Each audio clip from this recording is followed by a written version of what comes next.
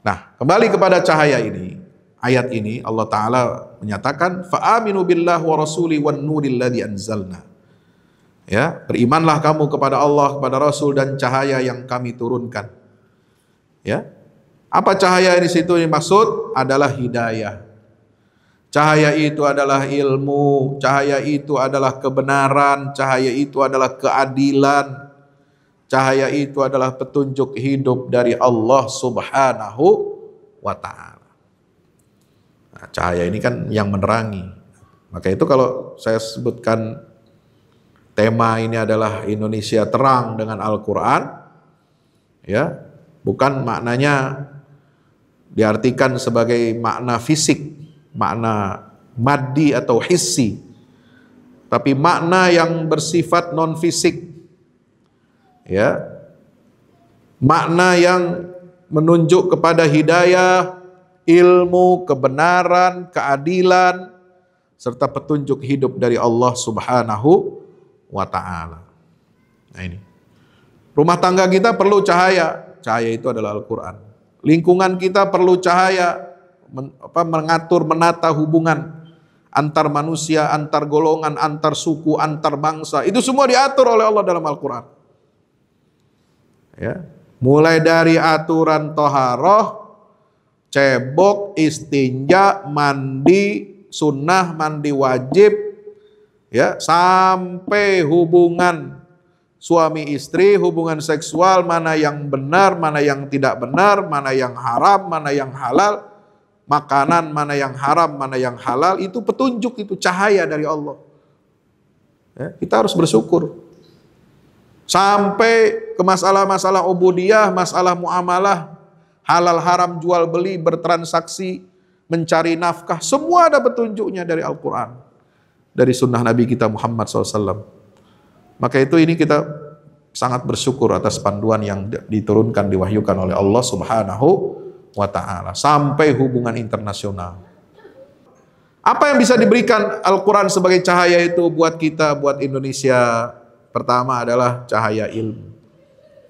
Ilmu dan peradaban itu memerlukan cahaya, penuntun, penerang, supaya ilmu kita benar.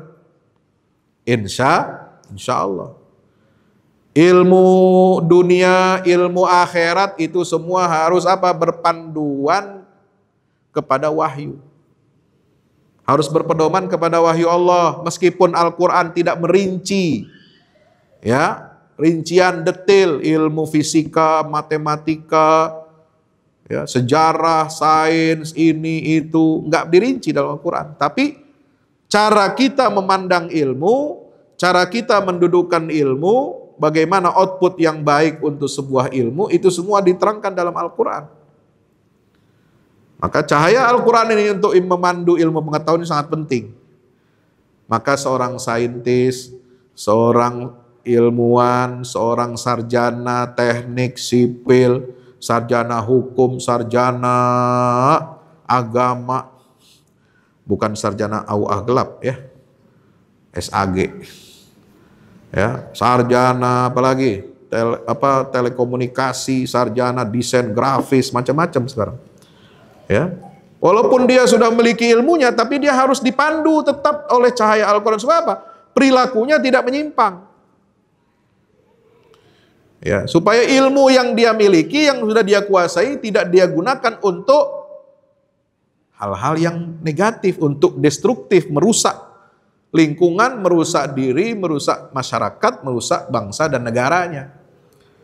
Ya, berapa banyak orang berilmu, tapi ya daya merusak negara. Nah ini, kalau orang bodoh merusak, itu dampaknya kecil, Pak.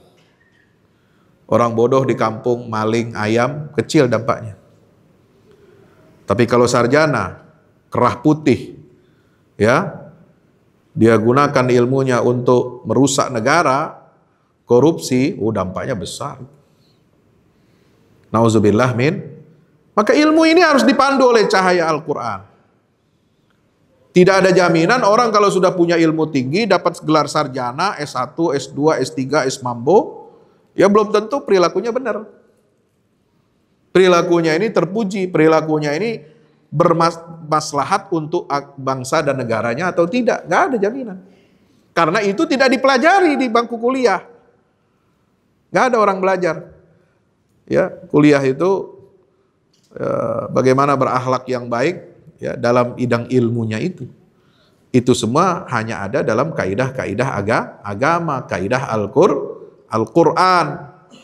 Jadi cahaya Al-Quran itu menjadi cahaya untuk menunjuki ilmu pengetahuan, cahaya untuk menunjuki peradaban agar baik, ya, agar maslahat dan memberikan manfaat yang besar bagi umat manusia.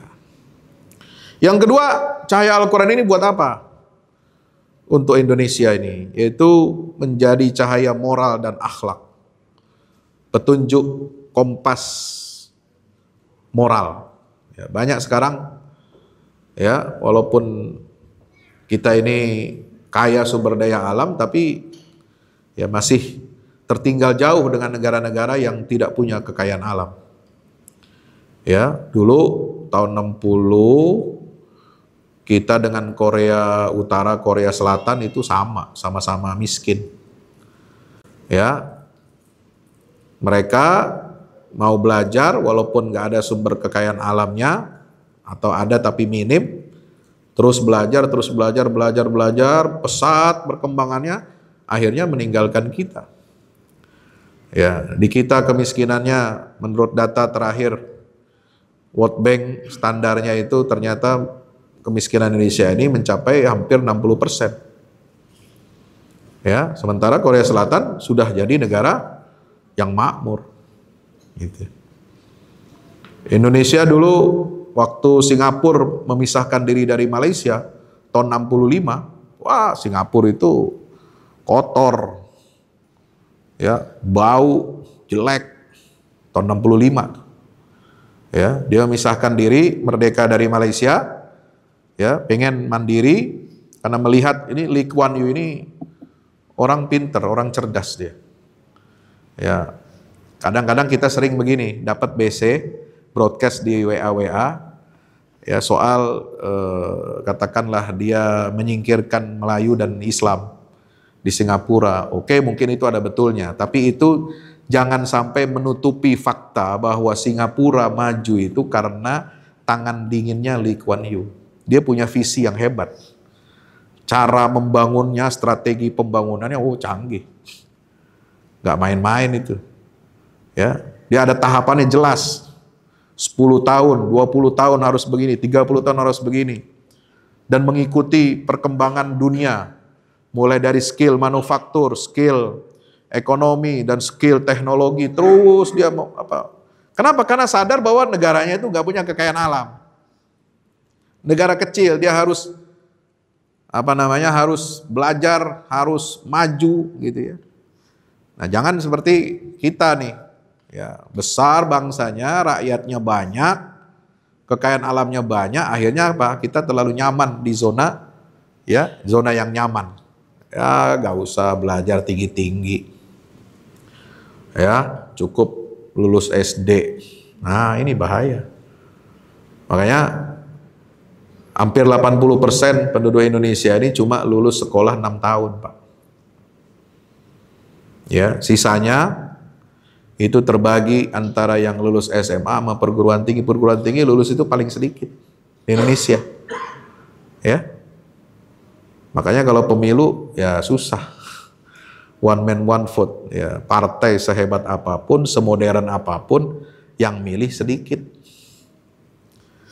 Rakyat kita taunya yang pemilu itu siapa yang ngasih duit, ngasih beras, nah itulah yang dipilih.